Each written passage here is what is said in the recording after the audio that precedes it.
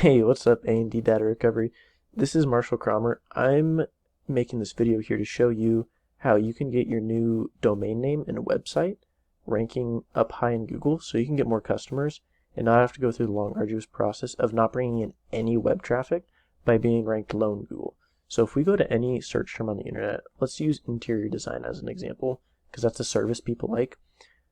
We see Wikipedia is one of these top options, just like most services or anything that you'll Google, and that's because of all this authoritative content and history that they have.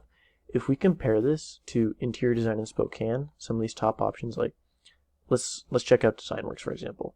Yeah, so you see here all this nice text and stuff that they got on their website, all this information, as opposed to maybe something that has less text, more images, and looks a little bit cleaner. That's not going to rank as high in Google as, say, DesignWorks. So that's one big thing to keep in mind when making your website. Another thing that's super important that we need to talk about today is something called citations, which is just a local business card. Think like name, email, phone number, address that you would give to a client, just that for your business somewhere on the internet. We come over to this free tool called Whitespark here. We can see for these businesses in the area, 509 Design and DesignWorks, they got the most citations, which is what's putting them up here in these top spots. So when you go and make your design, you want to make sure that you find a nice citation list and you're getting it mentioned on the internet so you're popping up in these top spots. Because if you don't do that, you're going to be ranked not on page 1, 2, 3, or 4, but you're going to be all the way over in these or even on the next, which is the last thing you want because nobody's going that far when they're searching for your business. Now, the last thing that we have to talk about today is something called backlinking. So backlinkings, that's just votes for your websites.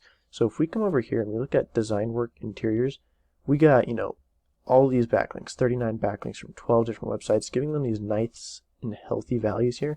The higher these are, the better it is.